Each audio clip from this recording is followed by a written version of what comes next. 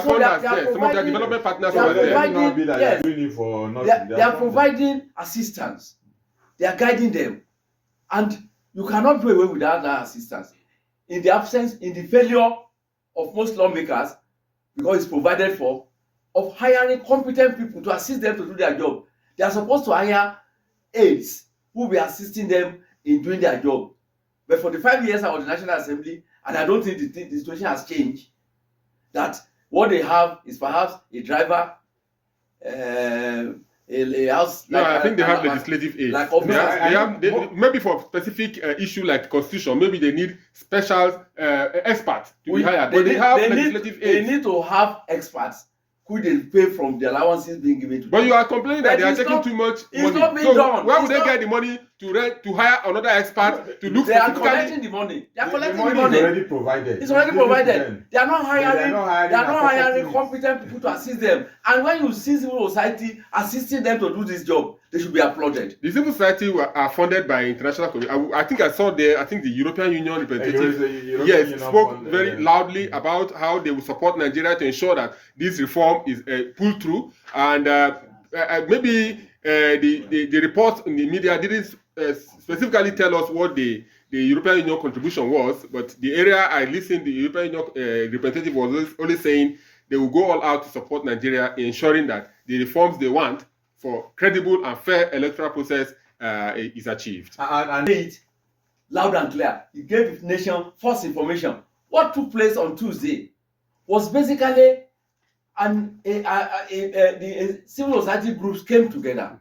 They were interested in the amendments that are going to be, and they had what I see is more or less like an advocacy meeting in promoting the necessity for those bills. And they invited the committee of the two houses. That event was actually put together by PLAC, not by National Assembly. So if he's saying that it's not the committees that is holding public hearing, he gave the nation false information, and I said it loud and clear, perhaps with all sense of responsibility and seriousness, that he gave us false information. He told a lie.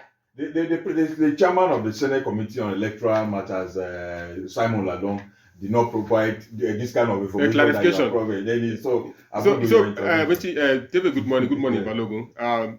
It goes clearly to say that our lawmakers need to be circumspect in their duty of lawmaking. They need to follow the trend, follow the sequence of development in the National Assembly. A senator, highly rated, distinguished for that matter, cannot, according to Balogun, giving a false information. I watched that event, and I saw that it was like an advocacy that is lobbying the National Assembly committees in charge to see how certain issues can be inserted into the review. And I saw behind the banner behind shows PLAC. That is a plan something PLAC is what now? Public advocacy legal advocacy group, the center that did that. So it wasn't a kind of public hearing championed by the National Assembly. What do you say What do you say when the committee, because there were announcements for people to make submissions people made submissions. Yeah, so what would you call that? The submissions that were made is PLAC that will take it as recommendation to the National Assembly. It will be contained in PLAC's recommendation or communique or whatever it is to the National Assembly Committee in charge of the Constitution, and they will now look at it with a second eye and look at it with a third eye, whatever it is, and say, okay, fine, this is the communique from PLAC, an event which we attended, and this is what they say, ABC, and this is what we profile there. And don't forget, TV, the National Assembly personalities or the legislators that were there, probably they threw their own suggestions, their submissions out there to the civil society groups and Nigerians to hear that probably this is what they are thinking. This is what they think should be done in the constitutional review, and leaving it to us and the civil society group to analyze, break it down, and help them come to a conclusion. I don't think it's conclusive, their submission there. I think they threw it open for more deliberation to fine-tune it, to see how it can come back to them, and they will now present it. So going forward, I think the legislators, like the one you mentioned, need to sit down, let his people be proud of him, follow the trend, and not. I think he replaced. There are people that are. Let's be let's clarify. There are people that are politicians, right from youth, and they study political science.